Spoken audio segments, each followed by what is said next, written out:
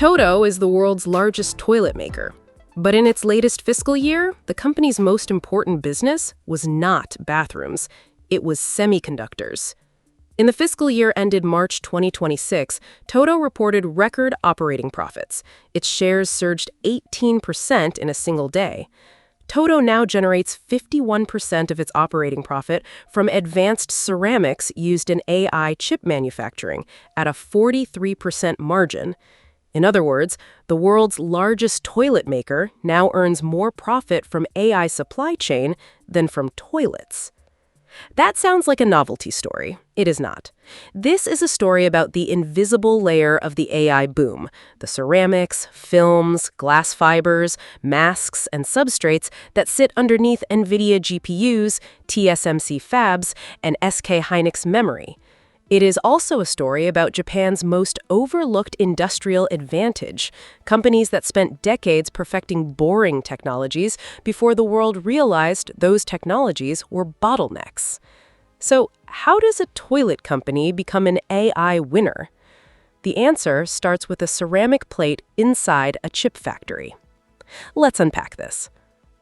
Toto began making bathroom fixtures in 1917, but one of its most important products today is not something inside your bathroom. It is something inside the semiconductor fab. Toto has been making electrostatic chucks, one of its key semiconductor products, since 1988. An electrostatic chuck is a ceramic plate that holds a silicone wafer in place while chips are being etched and processed. Semiconductor manufacturing demands extraordinary precision. If a wafer shifts or warps at the wrong moment, yield suffers.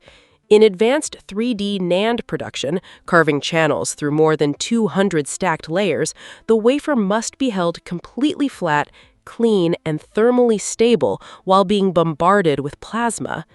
Toto's century of expertise in precision ceramics, built for bathroom products, turned out to be exactly the knowledge required to make these components reliably. For most of Toto's history, ceramics was a side project. Then, AI arrived. Toto's semiconductor-related sales rose 34% year over year, and the advanced ceramics division now generates more than half of Toto's operating profit. The real story is the margin, 43% today compared to less than 9% 5 years ago. When Toto announced plans to invest 30 billion yen in ceramics expansion through 2028, its shares jumped 18% to a 5-year high. The company the stock market is now pricing is not the toilet business. It is the semiconductor component manufacturer that also happens to make toilets. But Toto is only the bathroom version of a much wider pattern, because the same AI boom that turned a toilet maker into a semiconductor supplier turned a food seasoning company into one of the most important suppliers in advanced chip packaging. By the way, identifying companies with structural moats inside the AI supply chain, not just the headline names, is exactly what we do every week in our newsletter, ARPU. If that kind of analysis is useful to you, the link is at the top of the description. Ajinomoto has been making monosodium glutamate, MSG, since 1909. This is the umami seasoning you'll find in everything from snack foods to instant ramen. In the 1970s, its scientists began exploring other applications for the chemistry behind MSG production. What they eventually developed was Ajinomoto buildup film, or ABF, an insulating material that separates advanced AI processors from their circuit boards. The company now controls more than 95% of the global ABF market. Every Nvidia GPU, every data center processor, every custom AI accelerator the hyperscalers are building, all of them require a film invented by a Japanese seasoning company as a byproduct of MSG chemistry. As AI chips become more complex, each chip requires more ABF layers. Current advanced packages use up to 11, future generations will require 13 or more. That growing demand, concentrated in a single supplier, is now showing up in prices. Ajinomoto has reportedly notified manufacturers of a 30% price increase effective Q3 2026. The supply-demand gap is projected to reach 42% by 2028. A new factory has been announced, but production is not expected until 2032. Once a seasoning company controls the film inside advanced AI packages, you start to realize the AI stack isn't as digital as it looks. The same pattern appears at Boski, a textile company founded in 1923. Today, Boski is the dominant supplier of T-glass, an ultra-thin glass fiber essential for advanced chip packaging. As AI chips become larger and hotter, their packages are more prone to warping under heat. T-glass helps stabilize the substrate and keep the package reliable. A textile company became strategically important to AI because the future of computing depends on whether an ultra-thin glass cloth can stop a chip package from bending. And then there's Hoya. Hoya is known for eyeglasses, contact lenses, and medical optics, but it's also one of the key suppliers of photomask blanks, the transparent plates used to create the masks that lithography tools rely on to print circuit patterns onto silicon. In other words, Hoya's precision glass expertise didn't stop at eyeglasses. It became part of how advanced semiconductors are made. At this point, the pattern is too strange to be a coincidence. A toilet maker, a seasoning company, a textile firm, an eyeglass company, all of them end up inside the AI chip supply chain.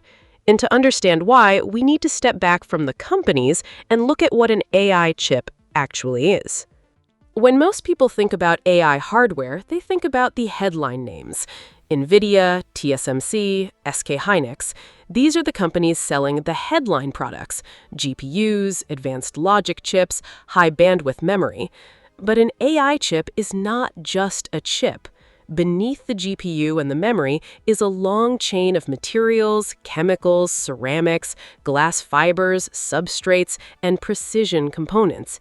The insulating film that separates the processor from its circuit board, the ceramic plate that holds the silicon wafer in place during manufacturing, the ultra-thin glass fiber that keeps an advanced chip package from warping under heat, the photomask blank that helps print circuit patterns onto silicon. Each of these materials is small compared to the final chip. None of them are optional. If Nvidia designs a faster GPU, that GPU still needs advanced packaging. If TSMC runs the fab, the wafer still needs to be held with extreme precision. If AI chips get larger and hotter, the substrate still needs materials that resist warping. This is the hidden lesson of Toto, Ajinomoto, Boski, and Hoya. The AI supply chain is full of tiny products with enormous leverage. They're not expensive because they're glamorous. They're expensive because the entire system stops without them. And this is where Japan enters the story. Japan no longer dominates semiconductor manufacturing the way it did in the 1980s, but it still controls much of the unglamorous layer in the production process. According to industry estimates, Japanese companies hold 30% of the global semiconductor manufacturing equipment and about half of the semiconductor materials market. Figures from the Brookings Institution show Japan with roughly 88% of the global market for coder and developer tools, 53% of silicon wafers, and 50% of photoresists. The companies designing and manufacturing AI chips are American, Taiwanese, and South Korean. The materials those chips can't be built without are often Japanese. Japan lost the lead in the most visible part of semiconductors, but it kept much of the unglamorous part. So, why are so many of these unexpected AI winners Japanese? There are two reasons. The first is history. In the 1980s, Japan was a semiconductor superpower. 6 of the top 10 chip companies globally were Japanese. The country built a deep ecosystem of local suppliers around that industry.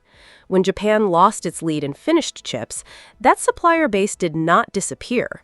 It moved upstream into materials, chemicals, glass, ceramics, and precision components, the invisible layer that nobody else was competing to own. The second is culture. A Bernstein analyst argues that Japanese companies keep developing technology when demand is not yet obvious and rarely abandon it. Ajinomoto began ABF research decades before AI made advanced packaging famous. Toto has been making electrostatic chucks since 1988. Nitobo refined specialty glass fibers over decades in industrial applications, far removed from the AI boom. These companies did not pivot into AI. They stayed deep in obscure industrial niches until AI eventually needed those niches. In Silicon Valley, a project without near-term returns gets killed. In Japan, it gets maintained. That patience looks inefficient in normal times, but when demand finally arrives, boring becomes a moat. You cannot replicate decades of process knowledge with a press release and a Series A funding round. There is one catch. The same patience that built these moats also limits how quickly these companies can scale. Ajinomoto's new factory will not produce until 2032. Nitobo's expansion completes around 2028. These companies are not moving at software speed. The shortage that makes them valuable is partly of their own making. They set the pace, and the AI industry has no choice but to follow it. So, where does that leave us? The AI boom is not only rewarding the companies designing chips and building data centers, it is rewarding the companies that spent decades quietly controlling the obscure inputs those chips cannot be built without. A toilet maker, an MSG company, a textile firm over a century old. They did not chase the AI boom. The AI boom found them. The next question, how investors are now repricing the entire materials layer of the AI supply chain, is what we cover every week in our newsletter, ARPU. If you'd like to receive that kind of analysis in your inbox, the link is at the top of the description. Thanks for watching.